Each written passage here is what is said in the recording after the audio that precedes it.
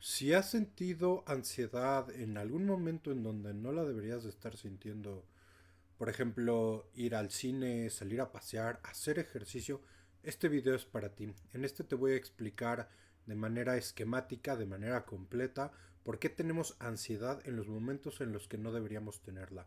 Mi nombre es Fernando Shetecat y esto es Sinergia.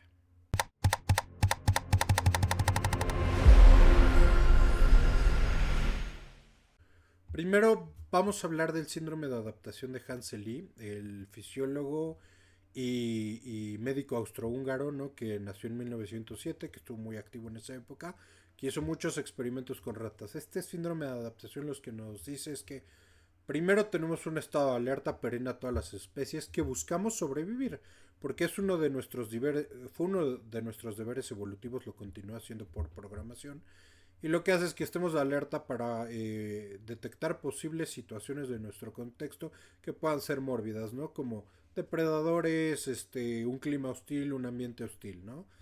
Hoy en día obviamente hemos reducido muchísimo eso, tenemos hoy otros estímulos como tal vez ser asaltado, etcétera, etcétera, pero nada que ver como en esa época. Pero esto sigue aplicando independientemente de que ahorita se hayan reducido las hostilidades, ¿no? Este síndrome de adaptación empieza con una fase de choque, ¿no? Entonces esto es una descarga de adrenalina que también nos lleva a tener muchos cambios a nivel fisiológico, ¿no? Como experimentar taquicardia, disminución del tono muscular, baja de temperatura, hemoconcentración, sobre todo en la periferia, ¿no? Porque si es necesario activar una respuesta fisiológica de huida, pues también ahí necesitamos tener la concentración en sangre en la periferia, supresión de la orina, ¿no? Porque nadie necesita hacer pipí cuando hay un proceso allá afuera que nos está generando alerta, y una subida de azúcar, posteriormente una bajada de azúcar, ¿no? Esto lo que hace es que genera todos estos cambios en el sistema, en nuestros órganos, pero necesitamos calmarnos, ¿no? Porque si esto continúa, nos puede llevar a la muerte. Entonces ahí se da la fase que él llama de contrachoque, ¿no? Entonces es reactiva, ¿no? Este primer respuesta del sistema autonómico, ¿no? Entonces este exceso de liberación de hormonas corticales que tienen que ver con esta alerta hace que se estimule la actividad parasimpática, ¿no? La primera fue una respuesta simpática y después se da una respuesta parasimpática. ¿Para qué? Para recuperar la homeostasis, el equilibrio del cuerpo, ¿no? Después él nos dice que hay un segundo estado, ¿no? De resistencia él lo llama. Y esto significa cuando el estímulo aún está vigente, ¿no? En aquella época un depredador, la lluvia, dificultades, poca alimentación, etcétera, etcétera. Todos esos son estímulos hostiles, ¿no? Hoy en día lo podemos llevar al símil de la ansiedad, ¿no? Estar solo en casa, ¿no?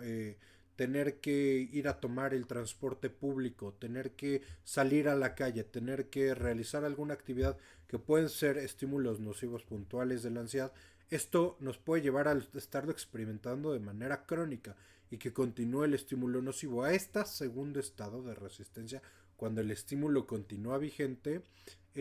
Lo que pasa es que se dan niveles altos de liberación de todas estas hormonas y niveles altos de liberación de respuestas de contrachoque, ¿no? Entonces digamos que el cuerpo está ahí, ¿no? Como aumenta mi respuesta de pánico, de ansiedad, y entonces aumenta mi respuesta de contrachoque parasimpática de calma, ¿no? Entonces ahí estoy como en la lucha, ¿no? Entonces, ¿qué pasa? Pues si esto continúa, lo que pasa es que en medio nos logramos adaptar a esta situación y medio la logramos solventar con niveles de ansiedad muy altos, ¿no? El tercer estado sería el estado de agotamiento, ¿no? Cuando esto se produce por muchos años, por mucho tiempo, la acidez, la inflamación de todo nuestro sistema continúa y continúa y continúa por la activación y por las respuestas de contrachoque, el tejido se acaba desgastando y entonces nos puede llevar a tener problemas médicos más importantes, ¿no? Problemas de salud. Esto es un poquito el esquema general, ¿no? De cómo funciona pues, la adaptación a estados de alerta por estímulos nocivos, ¿no? Ahora bien, tenemos también una teoría un poco más moderna, ¿no? La de Joseph Ledoux, basada en esta teoría de los 7 sistemas emocionales de Jack Pamsek, son complementarias y en ella nos hablan que tenemos todo un sistema que se llama Fear System o sistema de angustia, de cuidado, de miedo, ¿no? En esta teoría de Joseph Ledoux, perdón, nos habla de que eh, el estímulo nocivo puede ser cualquier cosa que ponga en riesgo la integridad, ¿no? En un principio es difícil discernir qué puede poner en riesgo, sobre todo cuando somos muy jóvenes y desde una edad muy temprana nos exponemos a estímulos nocivos, que podrían ser que no está mi mamá en casa, que me dejaron con el vecino, que mis papás gritan, que mi papá me golpea, que mi mamá me golpea, que mi abuela me habla mal, que todo el tiempo nos estamos gritando, que hay poquita comida. Todos estos estímulos nocivos que ponen en peligro mi integridad van teniendo una respuesta emocional, ¿no? ¿Cómo es esta respuesta sensorial? Bueno, primero viene toda esta experiencia de nuestro aparato sensible, ¿no? Que es oídos, ojos, tacto, ¿no? Si yo veo que mi madre no está, pues por ahí entra el estímulo sensorial. Si yo oigo que me gritan, por ahí entra el estímulo sensorial. Si a mí me agreden y yo experimento violencia doméstica, por ahí se experimenta, ¿no? ¿Qué pasa con toda esta información? Porque a través de nuestros sentidos esto solo es información. Todavía no tenemos una respuesta emocional asociada a eso. Bueno, lo que hace es que pasan por toda la médula, a través de la médula llegan al cerebro y entonces el tálamo, que es uno de los ganglios más basales de nuestro sistema nervioso, recibe esta información y entonces la codifica, ¿no? La codifica para saber qué hacer, ¿no? Con esta información que le está dando nuestro sistema sensorial, nuestros oídos, nuestro gusto, nuestro olfato, nuestra vista, ¿no? Etcétera, etcétera. Bueno, pues decide que pueden haber dos vías, ¿no? La vía rápida o la vía larga, ¿no? Esta vía rápida, vamos a hablar ahorita de ella, la vía larga, digamos, es en la que el tálamo decide reclutar a la parte más cortica, más de corteza de mi cerebro, ¿no? Esto es el frontal, el prefrontal, ¿no? ¿Qué pasa cuando recluta el tálamo toda esta parte? Pues que yo puedo tener decisiones al respecto de esto, ¿no? Por ejemplo, eh, mmm, veo que hay un choque en la carretera. Vengo manejando y hay un choque a unos 200, 300, medio kilómetro, ¿no? Lo alcanzo a ver.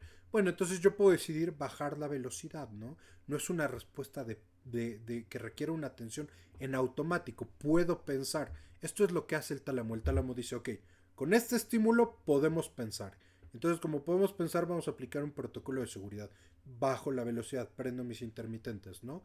Entonces así evito que el de atrás choque, hago que otros se alerten de que hay una situación en la carretera y puedo tener como una probabilidad de sobrevivir mucho más alta porque pude reclutar mi pensamiento y mi cognición. Ahora bien, la vía corta no recluta esto porque es una vía muchísimo más de alerta en automático. ¿Qué pasa aquí? Se recluta la amígdala. La amígdala es súper importante a la hora de entender la ansiedad. La amígdala es este integrador de afectos, de memorias emocionales, ¿no? ¿Qué hace? Pues bueno, reconoce estímulos. Si de pronto, yo alguna vez por ahí estaba en mi casa, vivo en un departamento, en un piso 17, y empezó a sonar la alerta sísmica y el edificio se movió horrible, y yo tuve muchísimo miedo de morir, la amígdala lo cifra como una memoria que va a estar para siempre en mi sistema. Esto que hace que si yo vuelvo a escuchar la alerta sísmica, mi primera respuesta es de pánico, de lucha o de huida, ¿no? O de congelamiento, ¿no? Más bien, lucha, huida o congelamiento, perdón. Y entonces, ¿qué va a pasar? Pues escucho la alerta sísmica y me echo para correr en ese momento, ¿no? ¿Por qué? Porque recluté ahí una memoria afectiva emocional que venía de mi experiencia como individuo. Ahora bien, si mi experiencia como individuo es mi papá llega borracho y me pega, también es una respuesta de pánico. Otra es, mi mamá llega enojada y nos empieza a gritar, también es una integración emocional y entonces la conducta me va a llevar a experimentar lucha, huida o congelamiento, ¿no? Entonces me puedo hacer bolita, ¿no? Puedo tratar de correr, puedo tratar de pelear contra esa situación y ponerme ahí como un poquito a las vivas, ¿no? Si esto se da muy prolongadamente en mi familia, entonces yo voy a empezar a generar aversión a muchos estímulos. Ahora bien, ¿qué pasa? Esta amígdala tiene más bien esta vía corta tiene otro tipo de reclutamiento, ¿no? Está por ahí el núcleo paraventricular del hipotálamo, ¿no? El hipotálamo es, digamos que otro ganglio, ¿no? Que tenemos ahí en el cerebro, en una parte muy basal, se conoce como el rey del sistema nervioso autónomo, porque lo que hace es que todo el tiempo está como revisando el estado del organismo, ¿no? Está latiendo bien mi corazón, estoy teniendo buenos procesos de sudoración, de salivación, etcétera, etcétera. Todo el tiempo está como checando cómo está nuestro sistema y si algo está irregular, digamos que lo corrige, es como una especie de escáner, ¿no? Tiene muchos subnúcleos que están especializados, ¿no? Por ejemplo, el de la saciedad. Oye, ¿tengo sed?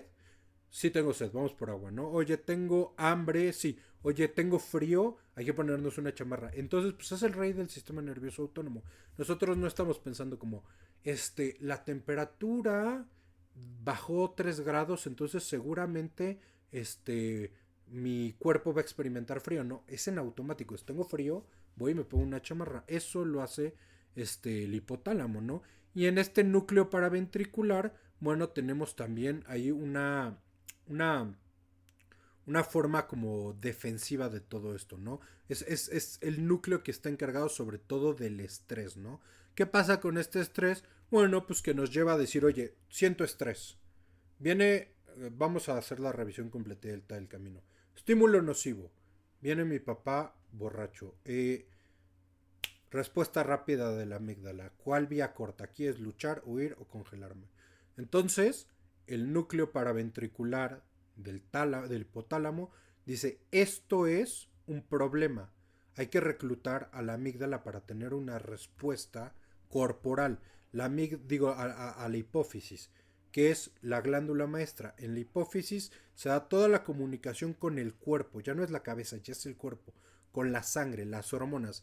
¿Qué hace esta hipófisis? Bueno, tiene un factor de liberación corticotrópica. ¿Y qué significa todo esto? Bueno, que voy a liberar hormonas adenocorticotrópicas para que estimulen la corteza adrenal y liberen a su vez corticosteroides, más conocido como cortisol, en mi torrente sanguíneo para que yo active mi respuesta de lucha y huida. Entonces, ¿qué pasa? Es enorme, ¿no? Esto es larguísimo. Pero ¿qué pasa? Pues que bueno, esta hipófisis libera todo esto para activar la respuesta. Y es una respuesta basada en cortisol, ¿no? Y entonces, ¿qué pasa? Pues entonces yo ya oí que llega mi papá, entonces córrele al cuarto y enciérrate. O, hazte huevito, ¿no? ¿Qué pasa con todo esto? Pues bueno, que como funciona con estrés, genera toda esta respuesta del síndrome de adaptación de Hansen-Lee, ¿no? Genera cambios en mi organismo, aumenta me da taquicardia, aumenta mi respiración, aumenta la hemoconcentración en la periferia. Estos son complementarios, si se dan cuenta. Lo que hace es que ese estímulo nocivo a través de todo este caminito fisiológico del cerebro activa mi respuesta de lucha, de huida o de congelamiento. Ahora bien, esto es, digamos que una experiencia de una primera vez, ¿no? La primera vez que experimenté yo angustia o la segunda o la tercera. ¿Qué pasa si todo el tiempo estoy experimentando señales difusas de alerta? Bueno, viene otra parte muy importante de este sistema y es lo que tiene que ver con este video. En esta vida tenemos amenazas que son certeras y no certeras, ¿no? Por ejemplo, salir manejando en coche me da ansiedad. Ir al cine me da ansiedad. Quedarme solito me da ansiedad. Desvelarme me da ansiedad. La noche antes de dormir me da ansiedad. Son amenazas no certeras porque no es mi papá llegando a maltratarme, no es violencia verbal per se, ¿no? Es un estímulo que no es nocivo per se, es neutro y me genera ansiedad. Bueno, porque pasa algo, ¿no? Que cuando yo estoy experimentando por primera vez la amenaza, el estímulo nocivo que es que mi papá llegue, que mi mamá se vaya de casa, etcétera, etcétera, como la amígdala lo que procura es que no vuelva a yo tener esta situación de peligro, de muerte, va a cifrar, va a recordar todo lo de ese contexto, ¿no? Si había la ventana abierta, si yo traía tal short, si hacía frío, si hacía calor, si estaba húmedo el clima, si estaba sentado, si estaba parado, si estaba en la cama. ¿Por qué? Porque la amígdala lo que hace es que a través de tratar de recordar esa situación, buscar evitar que se vuelva a dar. Y entonces, ¿qué hace? Que esa ventana abierta, que esa cama, que ese cuarto, que esa temperatura se cifren como contribuciones a lo nocivo. Entonces se vuelven amenazas no certeras. Y entonces yo puedo estar en casa y que haga frío y experimentar ansiedad, ¿no? Que nos dice que el núcleo central de esta amígdala, si se está exponiendo a estas amenazas no certeras por más de 10 minutos, esto es científico, por más de 10 minutos, si yo estoy aquí con la ansiedad de que no entiendo muy bien y yo no hago algo para moverme, controlarla y la estoy experimentando por más de 10 minutos, se va a codificar como un nuevo estímulo nocivo y ahora de certeza. Entonces, si me quedé solito y me sentí raro y me dio un poco de ansiedad, porque me entró el miedo de que podía pasar algo y yo no hice algo y no me calmé, entonces ahora quedarme solito es una nueva extensión de una amenaza de la cual la amígdala tiene certeza y la próxima vez que yo me quede solito voy a sentir ansiedad.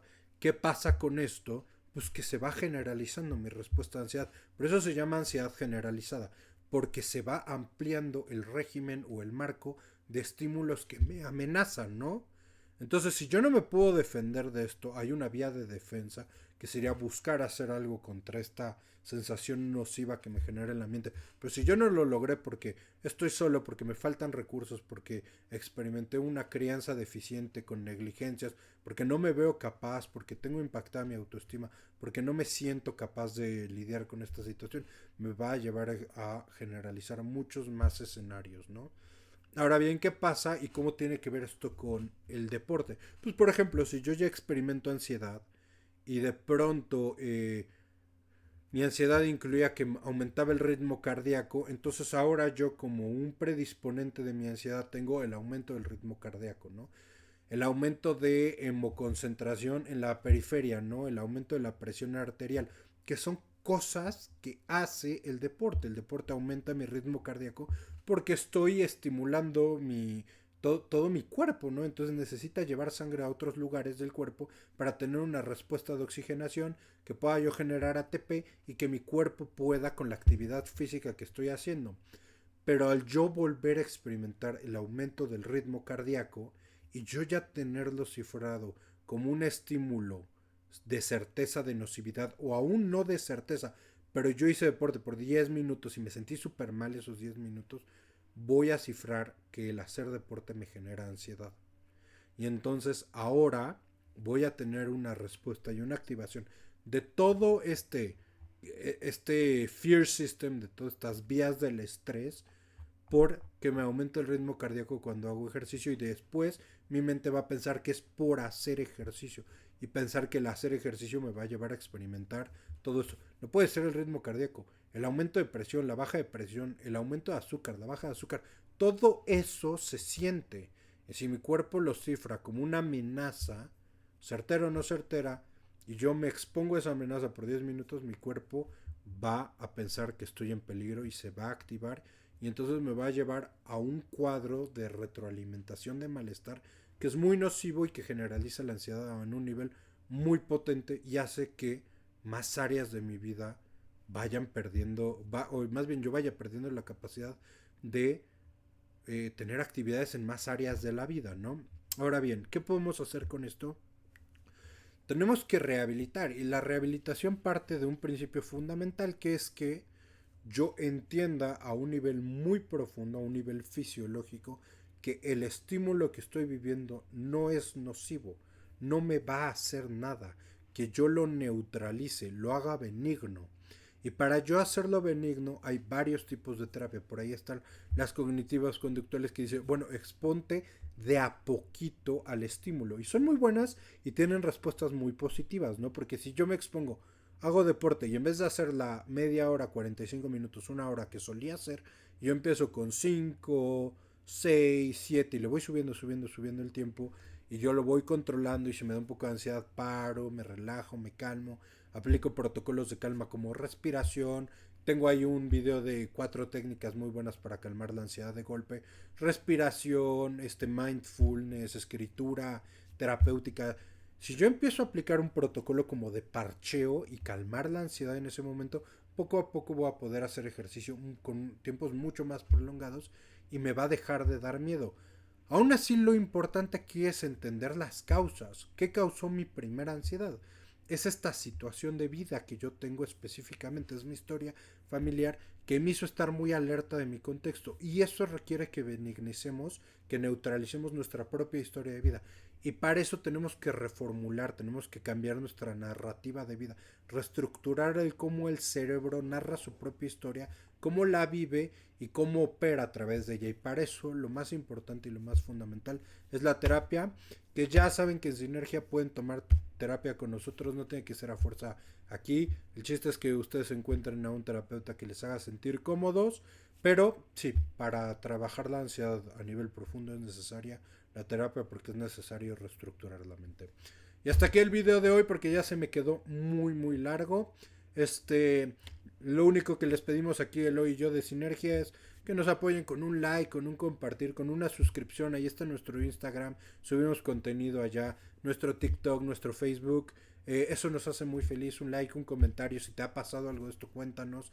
Entre todos nos podemos echar la mano, echarnos buena onda para tratar de salir de una situación tan compleja como es la ansiedad. Nos vemos en el próximo video. Hasta luego.